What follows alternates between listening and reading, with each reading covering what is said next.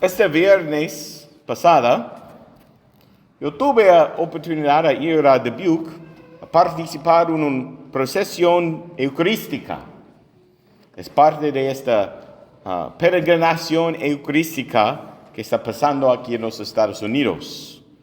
El año pasado hay 4 peregrinaciones, un grupo de gente con la Eucaristía, que es en una procesión a reunir en el National Eucharistic Congreso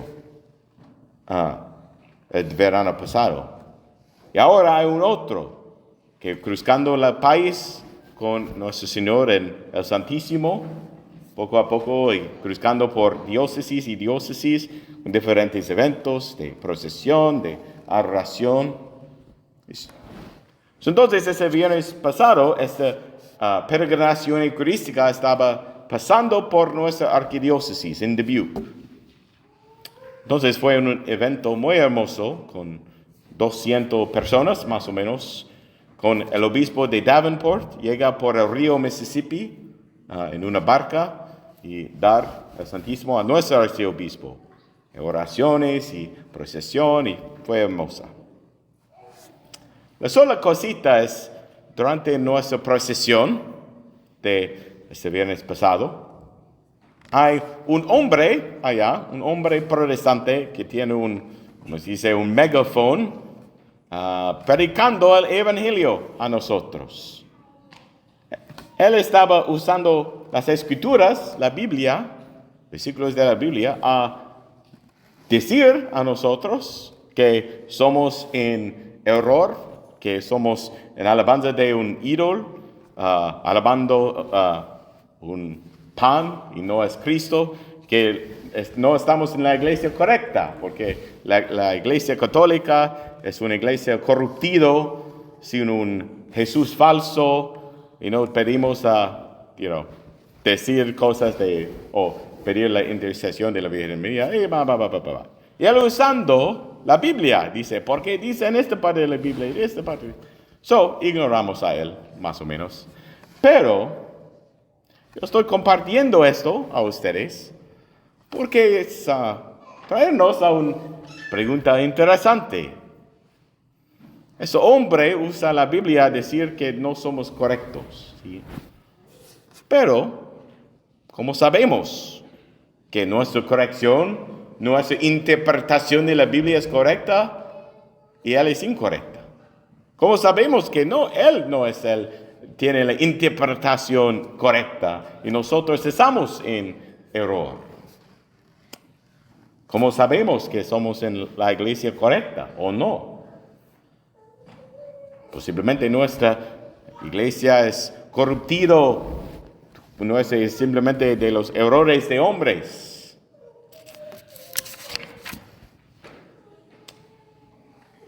Pero podemos tener confidencia en las enseñanzas de la iglesia.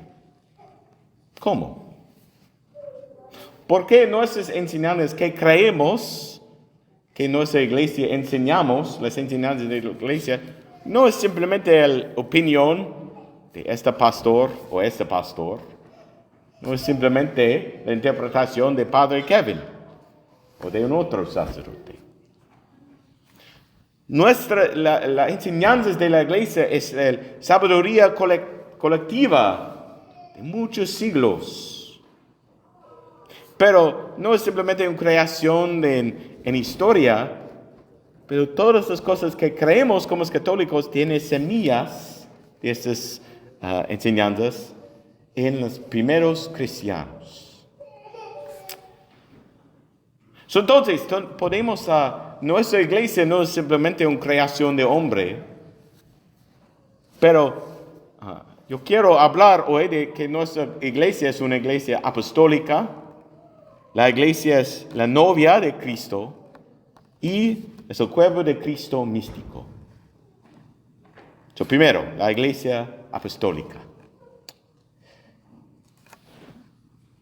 La Biblia dice a nosotros que Jesús, él eligió los 12 apóstoles, fue decisión suyo, de él, elegir los 12 hombres y el dar a ellos una autoridad Dice, reciba el Espíritu Santo. Ellos que reciban a ustedes, reciban a mí. Y también él compartía diferentes cosas con ellos, caminando con ellos sus enseñanzas. Y podemos ver que él da a los apóstoles esa autoridad a enseñar la fe auténtica, a gobernar la iglesia, como ordenar la vida de la comunidad de fe y a santificar, o en otras palabras, líderes en la misa y los sacramentos. Pero Él da a ellos que ellos van a tener la guía del Espíritu Santo. Él, en nuestro evangelio hoy, Él dice, yo voy a mandar a ustedes, los 12 apóstoles, la guía del Espíritu Santo. No simplemente voy a abandonarlos, Él dice esto, pero voy a guiarlos ustedes con mi Espíritu y voy a mandar del Padre. Y también Él dar promesas a ellos, especialmente con San Pedro. Tú eres Pedro y en esta piedra voy a edificar mi iglesia. Y nunca va a conquistar las fuerzas de malo en esto. Y que tú, como se dice en inglés, what you bind on earth will be bound in heaven, what you loose on earth will be loosed in heaven. El dar a él estas palabras de una autoridad. Entonces, él dar su autoridad a esos 12 apóstoles. Entonces, ¿qué pasó cuando los primeros cristianos tienen preguntas de qué es la manera para nosotros de vivir esto? Los 12 apóstoles reunir con los otros líderes de la iglesia. Ellos oran, tienen una conversación, oran más y tienen una respuesta. Esa reunión, creemos, está guiado por el Espíritu Santo.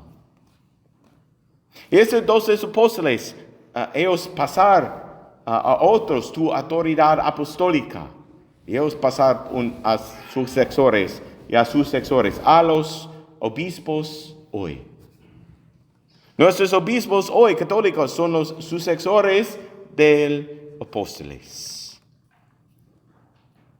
Entonces, creemos que el Espíritu Santo está guiando ese proceso. Y ese proceso podemos ver en nuestra primera lectura hoy.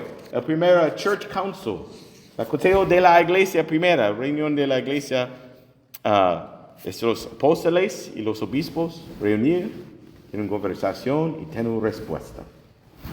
Y este es siempre como pasa en la iglesia desde este tiempo. Muchas veces en historia, cuando hay pregunta o confusión, reúnen los obispos. Tienen una oración, conversación, orar y una respuesta.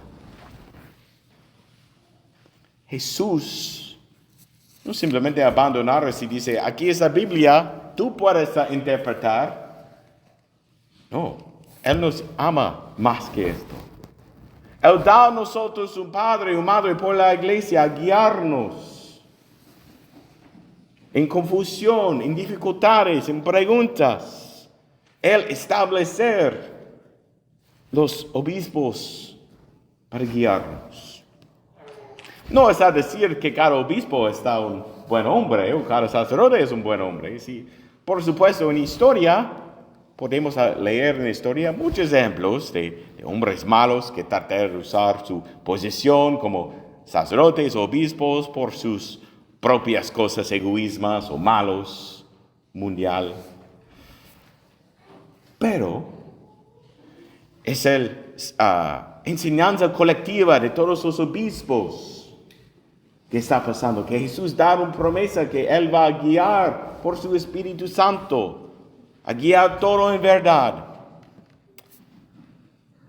Pero entonces, si los obispos no pueden tener acuerdo o llegar a una conclusión, también Él tiene una respuesta, un guía por nosotros en esto, es el sucesor de San Padre, el Papa, el obispo de Roma, la voz de clarificación.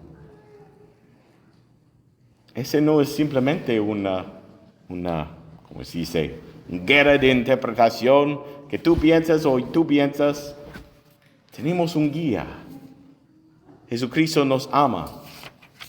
Como que entonces la enseñanzas, la interpretación de los apóstoles están pasando por los obispos para hoy.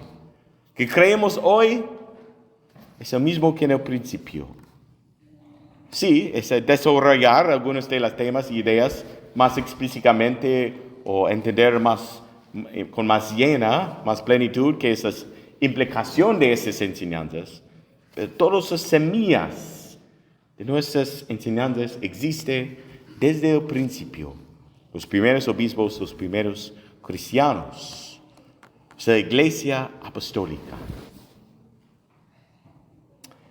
Y más de esto. Segundo, la iglesia es la novia de Jesucristo. Primero, no es simplemente una institución creada por hombres, pero instituido por Jesucristo. Pero segundo, él habla que la iglesia es como su novia. En nuestra segunda lectura hoy, en Apocalipsis, San Juan tiene esta visión. Hay un voz de ángel que dice, mira, aquí es la novia del Cordero de Dios. Ya tiene esta visión de Jerusalén, cielo, que es un símbolo de la iglesia. Con la fundación de los apóstoles.